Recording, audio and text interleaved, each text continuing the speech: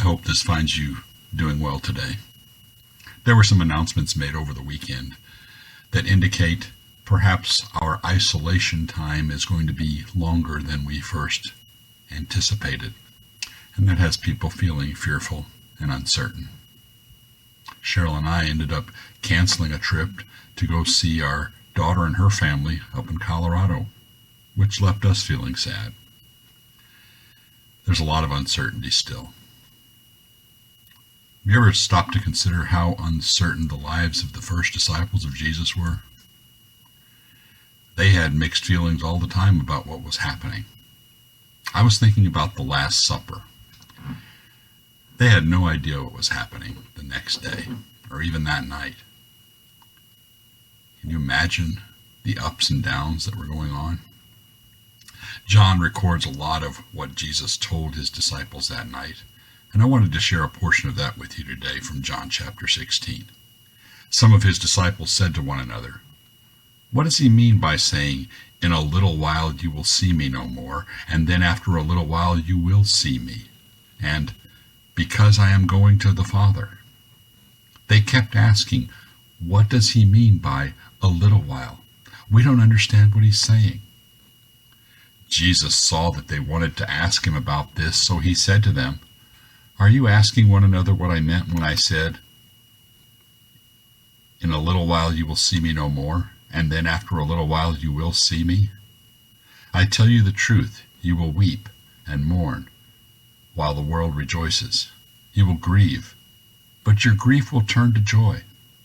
A woman giving birth to a child has pain because her time has come, but when her baby is born, she forgets the anguish because of her joy that a child is born into the world. So with you, now is your time of grief, but I will see you again, and you will rejoice, and no one will take away your joy.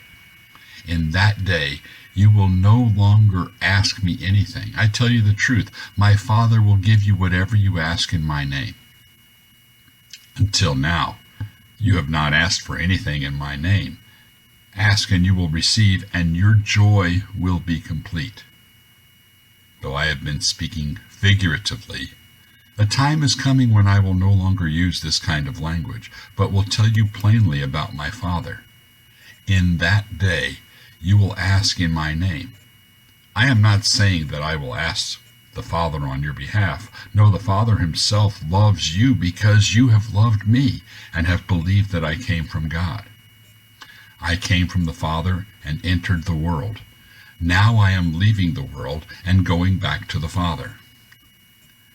Then Jesus' disciples said, "Now you are speaking clearly and without figures of speech. Now we can see that you know all things, and that you do not even need to have anyone ask you questions. This makes us believe that you came from God." "You believe at last," Jesus answered. "But a time is coming, and has come, when you will be scattered, each to his own home. You will leave me all alone, yet I am not alone, for my Father is with me. I have told you these things so that in me you may have peace. In this world you will have trouble, but take heart. I have overcome the world." One thing that struck me about this passage is talking about each of us being scattered to our own home.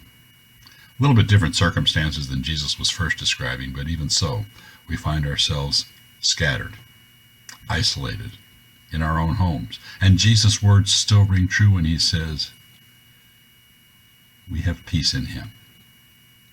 We'll have trouble in this world. We see plenty of that now. And yet he's overcome the world for us. His life of obedience to the Father for us.